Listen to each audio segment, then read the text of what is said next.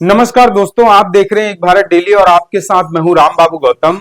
नए साल पर आपको बहुत बहुत ढेर सारी शुभकामनाएं। 2025 आपके लिए मंगलमय हो। कुदरत आपके लिए कुछ अच्छा करे, आपने भी अपने लिए कुछ अच्छा करने का संकल्प ले रखा हो, वो संकल्प और वो सपने पूरे हों। 2024 में जहां पर चूक रह गई, जो चीजें छूट गई हैं, 2025 में वो पूरी हों, ऐसी शुभकामनाएं हैं मेरी आपके लिए। तो चलिए आज की जो स्टोरी है उसकी शुरुआत करते हैं। दरअसल कांग्रेस पार्टी जो है वो 3 जनवरी से एक बहुत बड़ा अभियान शुरू करने जा रही है और यह अभियान पूरे देश भर में जो है चलाया जाएगा और यह अभियान होगा भारतीय जनता पार्टी के खिलाफ। गृह मंत्री अमित शाह ने संसद में जो बाबा साहब डॉक्टर अंबेडकर को लेकर के बयान दिया है, उस बयान के खिलाफ शुरू करेगी कांग्रेस पार्टी। दरअसल बेलगामी में कर्नाटक में कांग्रेस वर्किंग कमेटी की बैठक चल रही थी और उसी बैठक के दौरान जो है एक खबर आई कि पूर्व प्रधानमंत्री डॉक्टर मनमोहन सिंह का निधन हो गया। तो कांग्रेस पार्टी ने अपने सारे कार्यक्रम जो है वो रद्द कर दिए। भारत सरकार ने पूर्व प्रधानमंत्री डॉक्टर मनमोहन सिंह के निधन पर शोक जो है व्यक्त किया और उसके बाद सारे कांग्रेस के कार्यक्रम जो है रद्द हो गए। लेकिन अब कांग्रेस ने जो है नई योजना बनाई है। 3 जनवरी से कांग्रेस पार्टी फिर से एक बहुत बड़ा अभियान चलाने जा रही है और इस अभियान का नाम होगा जय बापू, जय भीम, जय संविधान। मतलब कांग्रेस पार्टी का अब जो मुख्य एजेंडा है वो है कि दलित और अति पिछड़ी जातियां और इनके अलावा बाबा साहब डॉक्टर अंबेडकर के मूवमेंट, मिशन और विचारधारा से जुड़े जितने लोग हैं उनके वोटों को हासिल किया जाए। क्योंकि कांग्रेस, आप गौर से देखिए, अगर आप नहीं देख रहे हैं तो ये आपकी भूल है, लेकिन 2024 के लोकसभा चुनाव से उसके बाद से आप कांग्रेस को गौर से देखिए तो कांग्रेस कहीं न कहीं धीरे धीरे उसके पैरेलल जो विपक्ष की उसकी सहयोगी पार्टियां हैं उनको किनारे लगाती जा रही है। चाहे वो आम आदमी पार्टी हो, चाहे वो समाजवादी पार्टी हो, बहुजन समाज पार्टी से उसने पहले ही दूरी बना रखी है। कांग्रेस अब धीरे धीरे अपने मकसद को, अपने मुकाम को हासिल करने की तरफ आगे बढ़ रही है। कांग्रेस ने पहला काम किया कि राहुल गांधी को नेता प्रतिपक्ष के पद पर स्थापित कर दिया। मतलब मोदी के विपरीत किसको चेहरा बनाया गया? राहुल गांधी को। अब कांग्रेस क्या कर रही है? कांग्रेस अब दलित और अति पिछड़ी जातियों की गोलबंदी करके उनको एक प्लेटफॉर्म पे लाना चाह रही है। मतलब 2029 के लोकसभा चुनाव के लिए ऐसा माहौल अभी से कांग्रेस बना रही है जिससे कि अकेले भी वो अपने दम पर सरकार बना सके या ना भी अपने दम पर सरकार बना सके तो कम से कम इतनी सीटें ले आए कि भाजपा के विपरीत विचारधारा वाली जितनी भी पार्टियां हैं उनको मजबूर होकर समर्थन देना पड़े, जैसा कि 2014 से 2004 से 14 के बीच में हुआ था। बसपा और सपा जैसी पार्टियों ने कांग्रेस से सियासी हिस्सेदारी ना लेते हुए भी बाहर से समर्थन किया था, मुलायम सिंह ने और मायावती ने। तो शुरुआत करते हैं। दरअसल कांग्रेस ऐसा क्यों करने जा रही है? 2024 का जब लोकसभा चुनाव चल रहा था तो उस समय कांग्रेस को लगा कि उसका जो परंपरागत वोटर है, सवर्ण वोटर, ब्राह्मण वोटर और मुस्लिम वोटर, वो उससे बहुत दूर जा चुका है। मुस्लिम वोटर बढ़ चुका है अलग अलग राज्यों में अलग अलग पार्टियों के हिसाब से, लेकिन लोकसभा चुनाव में वो कांग्रेस के साथ खड़ा होता है। लेकिन अब बात आई दलित वोटरों की। दलित वोटर एक समय में कांग्रेस का एक मुफ्त वोटर हुआ करता था, लेकिन जब से बहुजन समाज पार्टी का गठन हुआ तो दलित वोट कहां शिफ्ट हो गया? बहुजन समाज पार्टी में। उसके बाद फिर धीरे धीरे बसपा ने जो है बाबा साहब डॉक्टर अंबेडकर की विचारधारा, बहुजन मिशन और मूवमेंट के मुताबिक काम करना शुरू किया। तो बसपा धीरे धीरे उसके साथ लोग जुड़ने लगे, अलग अलग प्रदेशों में बसपा का संगठन बनने लगा।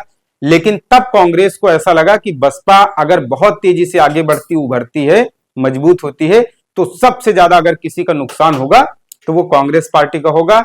मुझे और ज्यादा प्रदेशों के बारे में जानकारी नहीं, लेकिन उत्तर प्रदेश इसका जीता जागता उदाहरण है, जहां पर एक समय में कांग्रेस पार्टी का दलित वोटों पर एक छत्र राज हुआ करता था।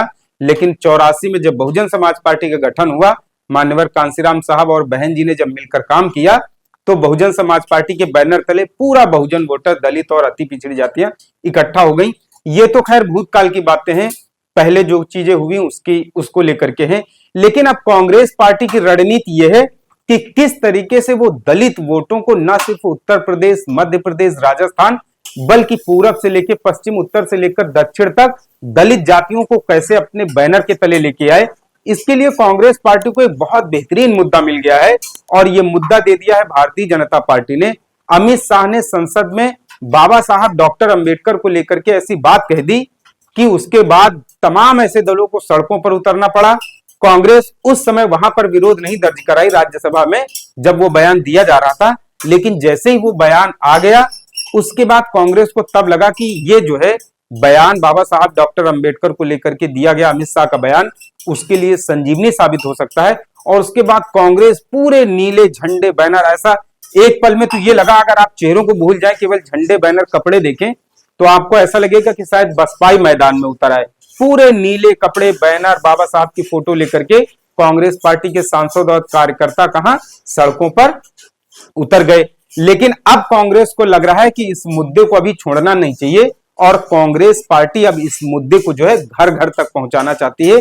कांग्रेस पार्टी इस मुद्दे को बहुत बड़ा मुद्दा बनाना चाहती है और इस मुद्दे को 2029 के लोकसभा चुनाव तक जिंदा रखना चाहती है। यही वजह है कि कांग्रेस पार्टी अब बहुत बड़ा अभियान शुरू करने जा रही है। कांग्रेस पार्टी 25 जनवरी 3 जनवरी से उसका यह अभियान शुरू हो रहा है, लेकिन 25 जनवरी को कांग्रेस ने प्लान किया है कि बाबा साहब डॉक्टर अंबेडकर की जो जन्म स्थली है मध्य प्रदेश के महू छावनी में, वहां पर एक बहुत बड़ा कार्यक्रम ऑर्गेनाइज किया गया है। और कांग्रेस पार्टी 25 जनवरी 2025 से 25 जनवरी 2026 मतलब पूरे एक साल तक संविधान बचाओ पद यात्रा निकालेगी और उसमें बाबा साहब डॉक्टर अंबेडकर के जीवन संघर्ष के बारे में लोगों को बताया जाएगा। मतलब इस समय बहुजन समाज पार्टी को सावधान होने की जरूरत है, क्योंकि उसका जो बचा कुचा वोट बैंक भी है, बचा कुचा वोट भी है, कांग्रेस इमोशनली उसको हासिल करना चाहती है। कांग्रेस को पता है कि वो अपने पुराने काम गिना करके वो दलितों का वोट नहीं हासिल कर सकती है, इसलिए अब वो बाबा साहब डॉक्टर अंबेडकर का नाम लेके उनके फोटो और उनके चित्र प्रदर्शित करके दलित वोटरों को अपने पाले में लाने की कोशिश कर रही है। सबको पता है कि बाबा साहब डॉक्टर अंबेडकर और गांधी के बीच में जमीन आसमान का वैचारिकी में अंतर था।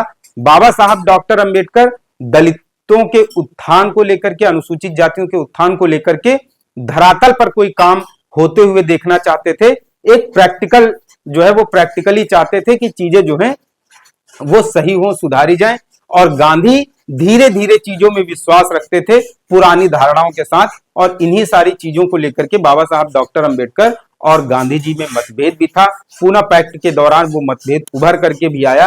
खैर ये सब पुरानी चीजें हो गई, लेकिन कांग्रेस पार्टी जय बापू, जय भीम, जय संविधान जो मूवमेंट शुरू करने जा रही है, इससे दलित वोटरों को और जो अनुसूचित जातियों से संबंधित लोग हैं उनको बहुत ज्यादा सावधान रहने की जरूरत है। कांग्रेस पार्टी अगर इतनी ही दलित हितैषी होती तो उसके पास 2024 में बहुत बढ़िया सुनहरा मौका आया था जब वो चौका मार सकती थी। मल्लिकार्जुन खड़गे उसके पास बहुत बढ़िया एक नेता थे जिनको कांग्रेस पार्टी ने राष्ट्रीय अध्यक्ष बना के दलितों का वोट तो ले लिया, लेकिन कांग्रेस पार्टी ये हिम्मत नहीं जुटा पाई कि 2024 के लोकसभा चुनाव में उनको खुल्लम खुल्ला प्रधानमंत्री पद का दावेदार घोषित कर सके, क्योंकि कांग्रेस पार्टी को डर था कि अगर मल्लिकार्जुन खड़गे को प्रधानमंत्री पद का दावेदार घोषित कर दिया जाएगा तो हो सकता है इंडिया गठबंधन की दूसरी पार्टियां नाराज ना हो जाएं।